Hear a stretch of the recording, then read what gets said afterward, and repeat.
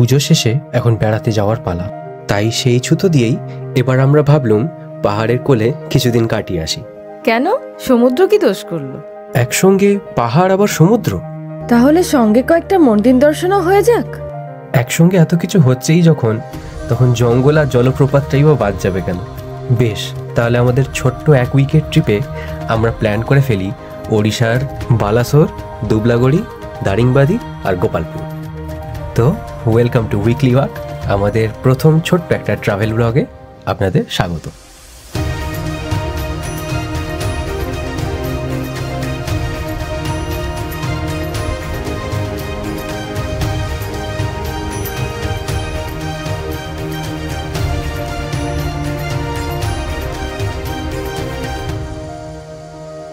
কলকাতা থেকে বালাসোরের দূরত্ব around 250 kilometre, আর যেতে সময় লাগে 3-3.5 ঘন্টার কাছাকাছি। তাই জন্য ভোরের দিকে ট্রেন জার্নি করে ইজিলি সারাদিনটা উপভোগ করার মতো সময় পাওয়া যায়। তাই বালাসোরগামী সকালের কিছু ট্রেন আমি স্ক্রিনে মেনশন করে দিলাম। আজকে কালী পুজোর দিন আমরা বেরিয়ে পড়েছি 1 সপ্তাহের জন্য গোটা ছুটি নিয়ে, কাজবাজ বন্ধ করে। আর বেরিয়েই আপাতত 2 ঘন্টার জন্য ট্রেন লেট মেসেজ এসে গেছিলো তোমার কাছে, তাই না? সেই জন্য আমরা জামা জুতো পরে আবার ঘরে ঘুমিয়ে গেছি 2 ঘন্টার জন্য।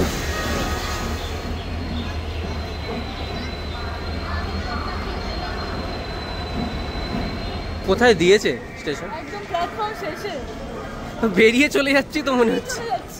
এই যে S2, তাই তো? হ্যাঁ, স্টেশনের বাইরে দিয়ে দিচ্ছে মনে হচ্ছে প্ল্যাটফর্ম। তবে বেশ ফাঁকা জায়গাটা, ওই গিঞ্জামের মধ্যে দাঁড়িয়ে থাকলাম, পুরো অন্যায় হলো। তার থেকে এখানে এসে দাঁড়াতে পারতো। ঢুকেই নাকি কোথা? ওইদিকে একটা, আচ্ছা ছেড়ে দিয়েছে 2 ঘন্টা লেটের পর। দুবলাগড়ি আর বাগদা সি বিচ বলে 12 মাসই মানুষজনের আনাগোনা লেগে থাকে, কিন্তু বালাসোর বা পঞ্চলিঙ্গেশ্বর ঘোরার আদর্শ টাইমিং হচ্ছে অক্টোবর থেকে ফেব্রুয়ারি পর্যন্ত। তার কারণ কুলদিয়া ফরেস্ট আর দেবকুণ্ড জলপ্রপাত খোলা থাকে নভেম্বরের পর থেকে, এবং ঘটনাচক্রে সেই সুসংবাদটা আমরা রিসর্টে গিয়েই পাই। আমাদের ট্রেনটা ছেড়ে দিয়ে গেছে 2 নম্বর প্ল্যাটফর্মের দিকে। ওভারব্রিজ দিয়ে যেতে হবে 1 নম্বরে। ক্যাপিটাল ভুবনেশ্বর থেকে অ্যারাউন্ড 215 কিলোমিটার দূর ওড়িশার এই বিশেষ শহর বালেশ্বর বা বালাসোরের আরেকটা বেশ অপরিচিত নাম আছে, সেটা হলো মিসাইল সিটি। ভারত সরকারের উদ্যোগে কার্গিল যুদ্ধের পর এই বালাসোরেই ব্যালিস্টিক মিসাইল ডিফেন্স সিস্টেমের এক টেস্ট রেঞ্জ গঠিত হয়, তাই এই শহরের এই নাম। যাই হোক, এবারটা আমরা এসেছি সিম্পলি ভ্রমণে। আমাদের রাইড এসে গেছে, হোটেল থেকে আমাদের বলা ছিল সেটাই। বালাসোর ভ্রমণের প্রধান থাকার জায়গা হিসেবে আমরা বেছে নিয়েছি পঞ্চলিঙ্গেশ্বর, শহরের কোলাহলের থেকে দূর, একটু বেশ শান্তিতে নির্জনে একটা রিসর্ট। পুরো ভিডিওটাই টাইম স্ট্যাম্পে ভাগ করা রইল, যদি কেউ কোনো পছন্দের জায়গাটা বা প্রয়োজনীয় জায়গাটা দেখতে চান তাহলে সেটা স্কিপ করে বা সিক করে দেখে নিতে পারেন।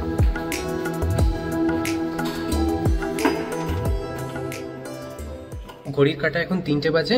বালেশ্বর স্টেশন থেকে আমরা চলে এসেছি আমাদের পঞ্চলিঙ্গেশ্বরের কাছে বুক করা রিসর্টটায়, কেয়ার রিসর্ট। রিসর্ট থেকে আমাদের বলা ছিল গাড়ির কথা, তো সেই জন্য ওরাই নিয়ে আসলো। আমাদের 1 ঘন্টা মতো সময় লাগলো। বালেশ্বর থেকে গাড়িতে এখানে আসতে রিসর্টে লাগে 1000 টাকার মতো, আর যদি অটো পাওয়া যায় তাহলে তারা 600 থেকে 800 টাকা মতো নেয়। আমাদের রুমটা আমরা নিয়েছি রুম নাম্বার 306, ফার্স্ট ফ্লোরের একদম লাস্ট ব্যালকনি, লাস্ট রুমটা। টিপিক্যাল ট্যুর ব্লগের মতো দেখিয়ে দিই আমাদের রুম। এই আমাদের রুম, এসি রুমই নিয়েছি, নন এসি রুমও অ্যাভেলেবেল আছে, বাট এখনও টেম্পারেচার 31, সো ওই আর কি। টিভি দেয়া আছে এখানে, টি মেশিনস, জল সব গ্লাস দেয়া। আর এখানে রিসেপশনের জন্য নাম্বারসও দেয়া আছে ফোন করে ডাকার জন্য।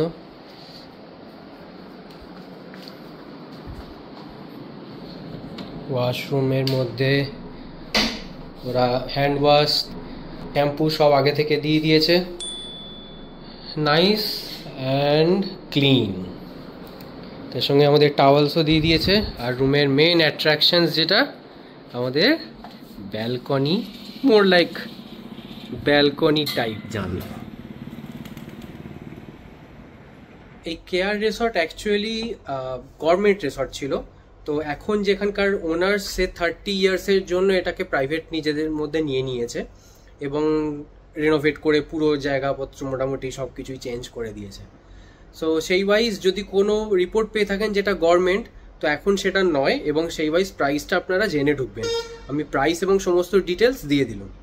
তো আজকে আমাদের সকালবেলা ফলকনামা 2 ঘন্টা ঝুলিয়েছে। আমরা প্ল্যান করেছিলাম বালেশ্বর থেকে আসার পর এই কেয়ার রিসর্টে আসার টাইমে যে কটা টুরিস্ট স্পট পড়বে আমরা ওখান থেকেই দেখে ফিরবো। তো তাদের মধ্যে সবগুলোই বন্ধ হয়ে গেছে, মানে মোস্ট অফ দেম বন্ধ হয়ে গেছে। তো সেগুলো সবই আমরা কালকের প্ল্যানে পাঠিয়ে দিয়েছি। আজকে 3টে বাজে, অবভিয়াসলি ভীষণ খিদে পেয়েছে, এখানেই খাওয়া দাওয়াটা করবো। ওদের রেস্টুরেন্টটা সেপারেট একটা স্পেসে, সো হোটেল প্রেমিসেস থেকে বেরিয়ে এসে একটু হেঁটে এগিয়ে আসতে হবে। দুজনের জন্য হিসেবেও ভাতটা অনেকটাই, অলমোস্ট 3 জনের হিসেবে আর কি। আমরা বাড়িতে এর থেকেও অ্যাকচুয়ালি কম খাই, বেশি বেশি করেই নিয়েছি। তরকারিটাও খুব ভালো আর চিকেনটাও ভালো। তরকারিতে মাশরুমও দেয়া, মাশরুম, পনির, গাজর আর ফুলকপি আর মটর। নাইস। তো এখন আমাদের খাওয়া দাওয়া কমপ্লিট দুপুরের। আমাদের যেহেতু ট্রেন লেট করলো, আজকে আমাদের প্ল্যান ছিল যে খাওয়া দাওয়ার পর আমরা পঞ্চলিঙ্গেশ্বর মন্দিরটা ঘুরে দেখে নেবো, পঞ্চলিঙ্গেশ্বর পাহাড়টা বা মন্দিরটা ঘুরে দেখে আসবো। কিন্তু সত্যি বলতে একটু এক্সস্টেডও, এক্স্যাক্টলি আর 4টে বাজে। আর যেটা দেখলাম যে যদি ঘুরে আসতে হয় তাহলে ফেরত আসতে আসতে ওই 5:30 6টা বেজে যাবে, এবং তখন হয়ে গেলে এই রিসর্টটা ঘুরে দেখানো যাবে না। আর রিসর্টটা ইটসেলফ এতটাই সুন্দর, মানে এটা একটা ঘুরে দেখানোর মতোই জিনিস। ভালো রিসর্ট, খাওয়া দাওয়া খুব ভালো ছিল। আর যেহেতু এটা একটা মোটামুটি রিল্যাক্সিং ট্যুরের মধ্যেই ছিল, খুব বেশি হেক্টিক নেব না, সো সেই জন্য আজকে একটু এক্স্যাক্টলি আজকে দিনটা স্কিপ করলেও প্রবলেম নেই। আপনারা যারা আসবেন তাদের ঠিকঠাক টাইমে ঢুকলে প্রথমত যেদিন আসবেন সেদিনই এখানে পঞ্চলিঙ্গেশ্বর মন্দিরটা দেখে নিতে পারেন এসেই। আর দ্বিতীয় কথা হচ্ছে আসার পথেই রাস্তাতে আপনার 2-3টে স্পট, ইমামি, ক্ষীরচোরা মন্দির বা নীলগিরি রাজবাড়ি সব কটাই দেখে নিতে পারেন। আমরা সেটা আজকে করতে পারলাম না, সেটা নেক্সট ডের জন্য তোলা থাকবে। বালাসর ছেড়ে পঞ্চলিঙ্গেশ্বর থাকার প্রধান উদ্দেশ্য হলো শহরের জনবসতি ছেড়ে প্রকৃতির মধ্যে নিজেকে একটু নিমজ্জিত করা। আর লোকাল সাইট সিইং সমস্ত কিছুই পঞ্চলিঙ্গেশ্বর থেকে কানেকশনটা অনেক ভালো।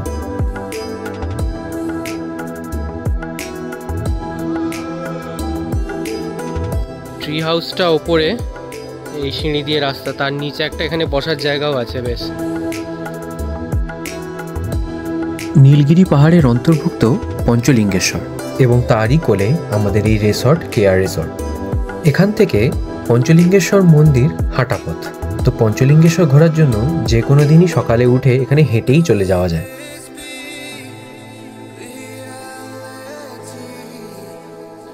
ওই দেখো একটা পাহাড় চূড়ায় সেই একটা পতাকা দেয়া আছে, দেখেছ? আমরা দেখি ক্যামেরায় আসে কিনা।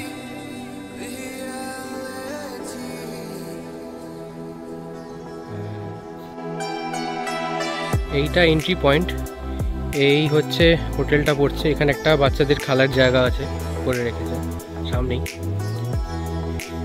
এটা অ্যাকচুয়ালি ফোয়ারা, কিন্তু তার ভেতরে একটা শিব ঠাকুরের মূর্তি আছে, তাকে চান করানো হচ্ছে পঞ্চলিঙ্গেশ্বর পাহাড়ের সামনে। তার সঙ্গে একটা বসার জায়গা এর সামনে। সন্ধেবেলাটা খুব সুন্দর এখানে থাকা যায়। কেয়ার রিসর্টের আমাদের 2 দিনের এক্সপিরিয়েন্স খুবই ভালো। পরিষ্কার পরিচ্ছন্ন রুম, ভালো খাওয়া দাওয়া আর সমস্ত ধরনেরই এসেনশিয়াল আর কম বেশি লাক্সারি অ্যামিনিটিস অ্যাভেলেবেল। ইনফ্যাক্ট রিসর্টের পেছন দিকে একটা নতুন পিকনিক স্পটের ব্যবস্থাও করা হচ্ছে। এটা কিন্তু বাচ্চাদের পার্ক। বাচ্চাদের পার্কে বুড়ো রাত দুপুরে এটা তো একটা ট্রাই নেবো নাকি? একদম না, নিচে নেমে চলে এসো। এটা বাচ্চাদের, তোমার কিছু হবে না, এটা ভেঙে যাবে এটা। তো দেখতে দেখতে 10টা বেজে গেল, ডিনার ওটা রুমেই দিয়ে গেছে। তো আজকে এমনিও টায়ার্ড, তাড়াতাড়ি শুয়ে পড়বো। কালকে আমাদের অ্যাডভেঞ্চারাস ট্রিপস অ্যাওয়েট। সো আজকের মতো good night. Good morning everyone. আজকে আমাদের ট্রাভেল ব্লগের ডে 2। সকালবেলা উঠেই চা খেয়ে আমরা ব্রেকফাস্ট সেরে বেরিয়ে পড়বো। আজকে আমাদের হোটেল থেকে জানানো হয়েছে যে কুলদিয়া ফরেস্টের আজকে আমাদের ফার্স্ট ওপেনিং নভেম্বর 1 তারিখে। সো এক্সপেক্ট করছি ওখানকার যা ওয়াইল্ড লাইফ স্যাংচুয়ারিতে যে জন্তু জানোয়ার থাকবে তারা বেশ নিয়ার বাই এরিয়াতে থাকবে, তো সেই সিনিক বিউটিস এবং ওয়াইল্ড লাইফ বিউটিসগুলো আমরা ক্যাপচার করতে পারবো কিনা সেটা একটা ব্যাপার। যদি হয়ে থাকে এক্সাইটিং ব্যাপার, ভীষণই ভালো হবে। এবং সেটা সেরে আমরা ওখান থেকে যাব দেবকুণ্ড ওয়াটারফলস দেখবো, এবং নিয়ার বাই আমরা আরো কয়েকটা স্পটস আছে, ঋষিয়া ড্যাম মেবি পড়ছে তার মধ্যে, ওটা সেরে ফেরার সময়। সো আর দেরি না করে তো রিসর্টের পেছনের দিকটাও একটা বেশ দেখার মতো জায়গা আছে, আমাদের এখানকার যে স্টাফ সে নিয়ে যাচ্ছে। হাতি ও এসেছিল? ও আচ্ছা, এই তো পাইছা কবে এসেছিল হাতি? এখানটা পেছনের দিকেও একটা পিকনিক স্পট টাইপের আছে, আচ্ছা এটা রেডি হচ্ছে অ্যাকচুয়ালি। হ্যাঁ আচ্ছা। বুঝেছি।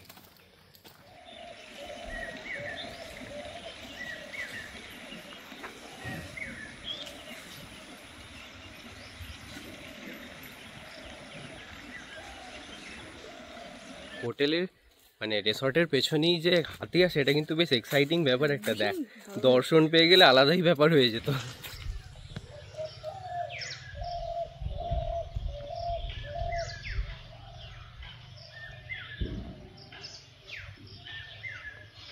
গাড়ি আমাদের রেডি, এখান থেকে আমরা মিনিট 15 একটু লেট হলো সব রেডি করতে আর কি। ব্রেকফাস্ট আমরা এখানেই সেরে নিয়েছি, লুচি আর ডাল। এটা এখানে ওটাকে পুরি বলে, বাট সেম জিনিস।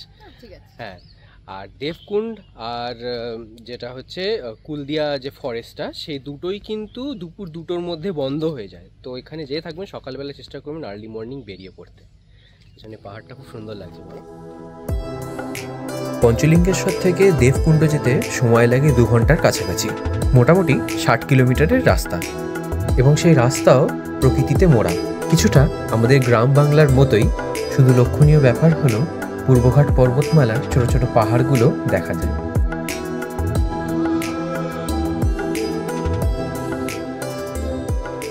দেবকুণ্ডতে এসে জানতে পারলাম যে এখানে এখনো বাইকের রাস্তাতে আছে। তো 3.5 কিলোমিটার এখানে দেবকুণ্ডর সামনে এখানে গাড়ি নামিয়ে দেবে, দিয়ে ওখানে বাইকে করে যেতে হবে বাকি রাস্তাটা। 260 টাকা করে নেবে পার 2 জন করে নিয়ে যাবে আর কি, 2 জনের জন্য বাইক। এইভাবে রাইড করতে করতে আমরা এখন যাবো বাকি রাস্তা। ভালো না, এই তো পাহাড়ি রাস্তা। জীবনে এটা পার্ট অফ এক্সপিরিয়েন্স, বাইকে করে। হ্যাঁ সেটাই, তাও আমি চালাচ্ছি না, संभाल के जाना दादा। हम लोगों का बाइक पे चढ़ना उतना यही पार्ट ना। हाँ वही यही पार्ट, गाड़ी चलाते हैं बाइक नहीं। দেবকুণ্ড যাওয়ার এই শেষ 3.5 কিলোমিটার রাস্তা বছরের অফ সিজনে বাইকে করেই যেতে হয়। আমরা ভেবেছিলাম অলরেডি বোধহয় সিজন অন হওয়ার জন্য রাস্তা খুলে গেছে, কিন্তু তা নয়। যখন রাস্তা খোলা থাকে তখন পুরোটাই গাড়ি নিয়ে চলে যাওয়া যায়। বাইক রাইড কমপ্লিট আমাদের একদম। দিয়ে এবার আমরা এখান থেকে দেবকুণ্ড এসে গেছে। 11:30। হ্যাঁ 11:30। ঠিক আছে। মোটামুটি 11:30টার মধ্যে ফেরত আসতে হবে। বাইক রাইডের পর আমরা জানতে পারি দেবকুণ্ড জলপ্রপাত পৌঁছতে এখনও অ্যারাউন্ড 1 কিলোমিটার রাস্তার হাইকিং পথ বাকি।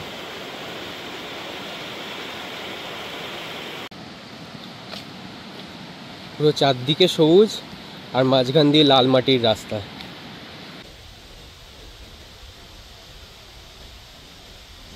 পুরো রাস্তাটা একদম চুপচাপ, পুরো পিন ড্রপ সাইলেন্স, শুধু জলপ্রপাত। হ্যাঁ, আর জলপ্রপাতের সাউন্ড শোনা যাচ্ছে, মানে বেস্ট থ্রিলিং।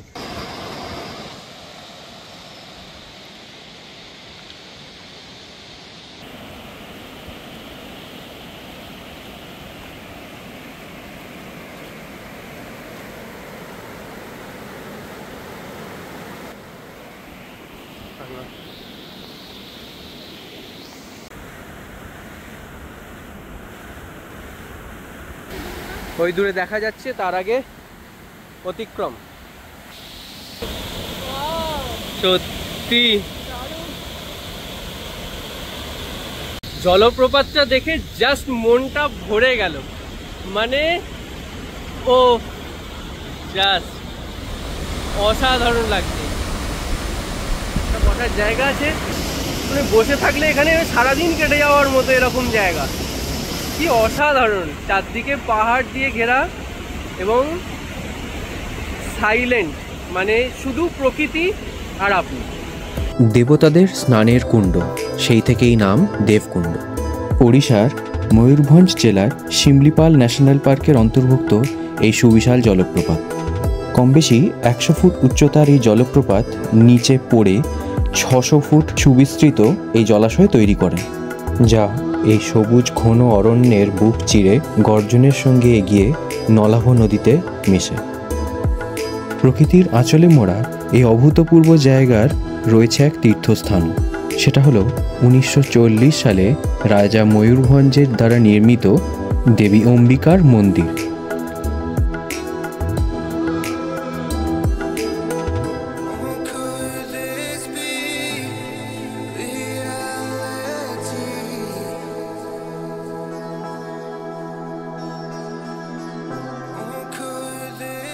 এবার আমাদের সিঁড়ি চড়া মন্দিরটার জন্য।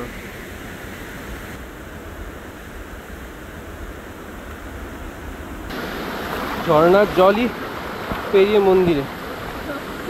হ্যাঁ, ধরে এসো। হ্যাঁ, পেয়ে গেছি।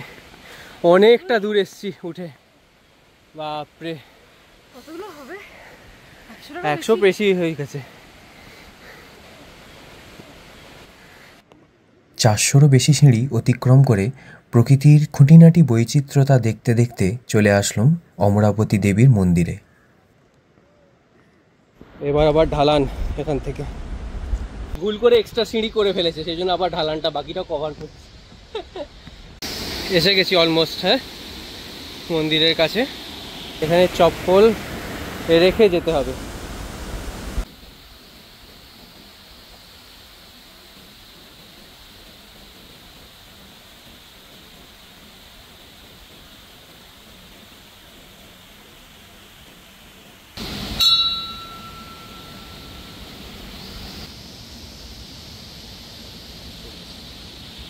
এবার আমাদের ফেরত যাওয়ার পালা। প্রসাদও খাওয়া হয়ে গেল, টিকাও লাগানো হয়ে গেল, মন্দির দর্শন হয়ে গেল, ওপর থেকে জলপ্রপাতও দেখা হয়ে গেল। শুধু টিপস একটাই, যেটা জলের বোতল নিয়ে আসবেন এখানে আসার সময় অবশ্যই।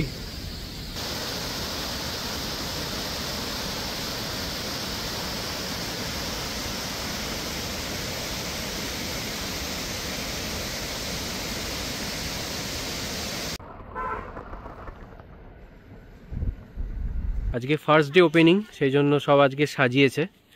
এই 2024-2025 সিজনের ফার্স্ট ডে আজকে ওপেনিং। এখানে নিয়মকানুন সব লেখা আছে, কি করা উচিত কি করা উচিত না। এটা wildlife sanctuary. Entry fees 40 টাকা পার হেড। ছোটনাগপুর মালভূমি অঞ্চলের 272 বর্গ কিলোমিটার এরিয়া জুড়ে কুলদিয়া ফরেস্ট, যেটা সরাসরি শিমলিপাল ন্যাশনাল পার্কের সঙ্গে যুক্ত। 4 জানুয়ারি 1984 সালে এটা ওয়াইল্ড লাইফ স্যাংচুয়ারি হিসেবে তকমা পায়। ময়ূরভঞ্জ বা টেন্ডা এলিফ্যান্ট রিজার্ভ আর গার্সিমুলিয়া ওয়াচ টাওয়ার এখানকার প্রধান দর্শনীয় জায়গা, কিন্তু মনসুনের কারণে মোস্ট অফ দ্য টাইম এটা বন্ধই থাকে। এখানে আপনারা নিজেরা গাড়ি চালিয়েও আসতে পারেন, কিন্তু 30 কিলোমিটার পার আওয়ারই ম্যাক্সিমাম স্পিড লিমিট। শাল, শিশু, শিমুল গাছ ছাড়াও কম বেশি 24 ধরনের ডিফারেন্ট অর্কিডসের প্রজাতি এখানে পাওয়া যায়। আর তার সঙ্গে বন বেড়াল, হাতি, বাঁদর বা হনুমান ছাড়াও এক স্পেসিফিক ধরনের জায়েন্ট স্কুইরাল সহ 282 ভিন্ন প্রজাতির পাখি এখানে বসবাস। ফরেস্ট ভ্রমণের পর নিয়ারবাই রেস্ট হাউসের একটা ছোট্ট ওয়াচ টাওয়ারে আমরা লাঞ্চটা সেরে নিই। ভীষণ খিদে পেয়েছে, তো এখানেই একটা জায়গায় আমরা গাড়ি থামিয়ে রেখে জঙ্গলের মধ্যেই খাওয়া দাওয়াটা সেরে নেবো। আর এই আমাদের সাই ভাই, এই আমাদের পুরো ট্রিপটা রাইড করালো, মারাত্মক ড্রাইভার। ঠিক আছে, আসলে অবশ্যই কেয়ার রিসর্টে উঠলে ওনাকেই চাইবেন।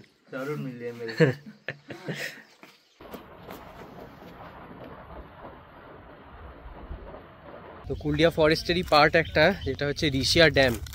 আমরা অতদূর চলে এসেছি, দেখে নিয়ে বেরিয়ে যাব।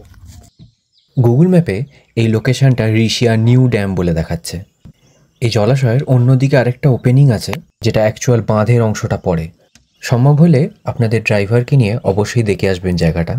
ফরেস্ট ডিপার্টমেন্টের জন্য বোর্ডটা রাখা ছিল, বাট এখন তার কন্ডিশন দেখে মনে হয় আর নেই। এখানে পাশেই হচ্ছে ঋষিয়া নেচার ক্যাম্প আছে, যেখানে অ্যাকোমোডেশনের ব্যবস্থা আছে, টেন্টে থাকার ব্যবস্থা, এবং পুরো টেন্টই পেছনে দেখতে পাচ্ছেন সোলার জেনারেটেড। ভেতরে সমস্ত বাথরুম, টয়লেট সব কিছুরই ব্যবস্থা আছে, ফ্যানস এভরিথিং আছে, কিন্তু সবই সোলার জেনারেটেড, এসির ব্যবস্থা নেই অবভিয়াসলি। এবং এখানে রাত্রিবেলা থাকাও যায়, অ্যাকোমোডেশনের ব্যবস্থা করা যায়। এদের নিজস্ব পার্টিকুলার ওয়েবসাইটস আছে, আপনারা কন্ট্যাক্ট করে নিতে পারেন, আর আমার এখানে ডেসক্রিপশানে দেওয়া রইল।